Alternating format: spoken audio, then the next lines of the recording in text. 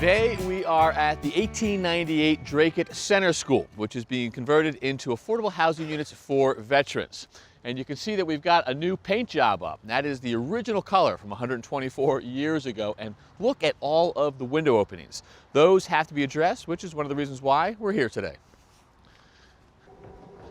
The Historic Commission asked us to preserve these windows, and well, they are big and there are a lot of openings, almost 50 of them in this building.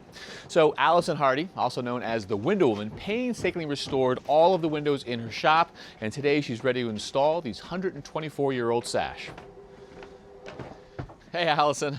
Good morning, Kevin. Good to see you again. Oh, wow, good to see the windows. They are beautiful. They are back and we're ready to hang them. Nice job. So what is the hanging process? So we need to weigh the window sash so we know how much weight it needs to counterbalance it to go up and down nicely. Okay. It's a 30-pound sash, so we're going to need big weights like these 15-pounders. Okay, so one on either side. You are looking for perfectly balanced. We are. Is that labeled? It is. I never even knew that before. They've each got a little weight number on it. They do. And if we don't have exactly the right one, we can add a pound or two. These are called add-a-weight. I had a couple of those over the holidays. Okay, that trims you out right there. So the weights get attached to either sash cord or sash chain. For this application, we're going with sash chain, a little more durable, long-lasting. This is copper depth steel. And looks great. All right, so you ready to hang a couple? We're ready to go. So Earl's going to thread the chain over the pulleys as a first step with these special clips. Going to crimp it so it stays on there.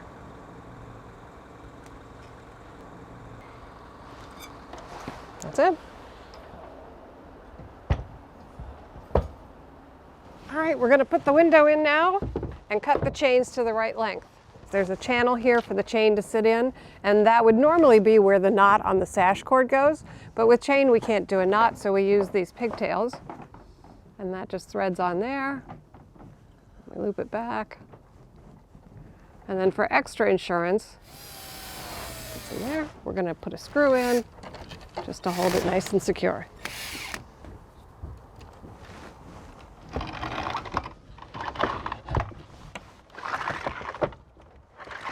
That seems to work nice and easily and stays up because it's properly balanced. God, that looks good. Next, we'll put in the parting beads. Okay. It goes in the slot. It holds the upper sash in place and holds it apart from the lower sash.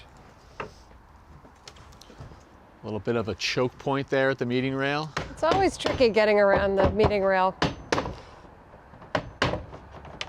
Now we're going to put the parting bead in on the other side as well. Okay. All right, let's give it a test and see how it works. Nice and smooth, we're ready to hang the lower sash. Okay. We want the chains on the lower sash to be a little bit longer. Why is that? So that it'll sit into the sill. You guys like? May I? You may. So let's see here. Oh, look at that. Nice smooth glide, perfectly balanced, one hand. Most excellent. That is terrific. I mean, this is just absolutely going to make the building. Earl, Alison, thank you. You're welcome. That is just, look at how easy that works.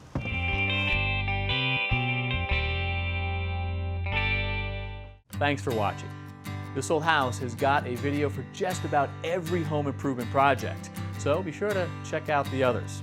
And if you like what you see, click on the subscribe button to make sure that you get our newest videos right in your feed.